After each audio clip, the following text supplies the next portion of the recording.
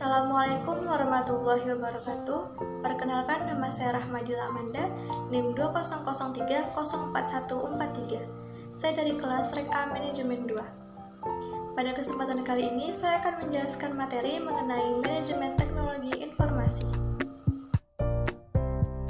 Materi pertama yang akan saya bahas di sini adalah pengertian teknologi informasi, pentingnya teknologi informasi, dan sistem informasi. Teknologi informasi merupakan gabungan antara teknologi komputer dan teknologi komunikasi yang dapat membantu manusia dalam membuat, mengubah, menyimpan, mengkomunikasikan, dan menyebarkan informasi. Selanjutnya, pentingnya teknologi informasi. Yang pertama, dapat dengan mudah dan cepat dalam proses komunikasi. Yang kedua, proses bisnis dapat dilakukan selama 24 jam. Yang ketiga, pekerjaan dapat dilakukan secara daring. Yang keempat, mempermudah dalam manajemen data. 5. Aktivitas bisnis dapat dilakukan selama 24 jam. Yang keenam, dapat dengan mudah dalam mencari dan memberikan informasi. Yang ketujuh, proses bisnis dapat dilakukan secara elektronik. Dan pekerjaan bisnis dapat dilakukan secara daring. Dan yang terakhir, dapat menjaga lingkungan karena penggunaan kertas yang menjadi sedikit. Selanjutnya, sistem informasi.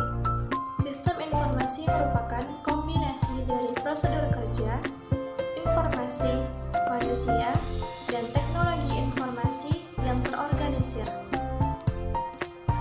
Tujuan dari sistem informasi yang pertama adalah agar pertukaran data secara digital melalui komputer dapat dilakukan dengan cepat dan mudah. Yang kedua, sistem akademik yang berbasis website agar dapat dengan mudah dalam mencari informasi mengenai akademis. Dan yang terakhir, sistem pemerintahan yang berbasis website agar dapat memberikan pelayanan kepada masyarakat secara daring. Selanjutnya, perangkat keras komputer atau hardware dan perangkat lunak komputer atau software. Yang pertama, perangkat keras komputer merupakan komponen-komponen fisik nyata yang membentuk sebuah sistem komputer yang berfungsi menunjang kinerja komputer tersebut. Adapun contoh dari perangkat keras komputer adalah yang pertama ada CPU, yang kedua ada keyboard, mouse, proyektor LCD, storage atau penyimpanan, printer, dan yang terakhir power supply. Selanjutnya, perangkat lunak komputer. Perangkat lunak komputer merupakan peranti atau komponen dari komputer yang berbentuk data. Perangkat lunak komputer atau software juga biasa disebut dengan bagian sistem dalam komputer yang tidak memiliki wujud.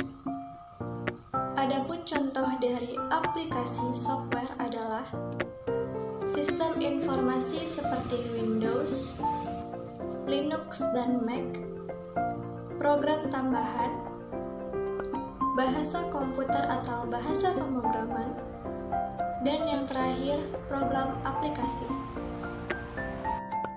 Selanjutnya yaitu pengambilan keputusan di level manajemen dan sistem penunjang keputusan.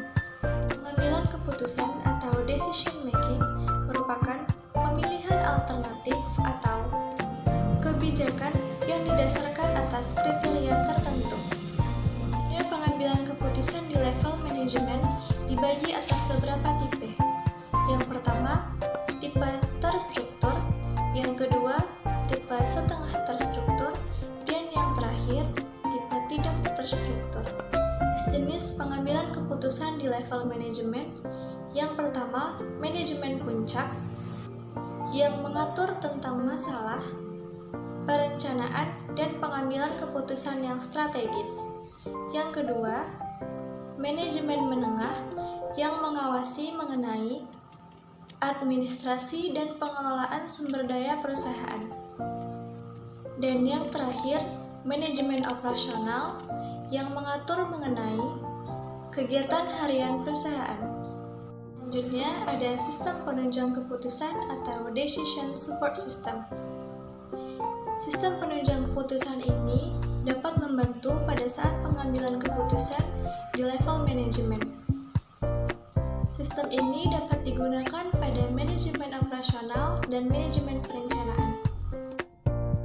Selanjutnya masuk ke materi terakhir, yaitu data, informasi, pengetahuan, dan sistem pengorganisasian data. Pertama, data merupakan sekumpulan informasi ataupun keterangan-keterangan dari suatu hal yang diperoleh melalui pengamatan ataupun pencarian ke berbagai macam sumber. Selanjutnya, informasi merupakan data yang telah diolah menjadi suatu bentuk tertentu yang dapat bermanfaat bagi para penerima dan pembacanya dalam mengambil keputusan saat ini ataupun di masa yang akan mendatang.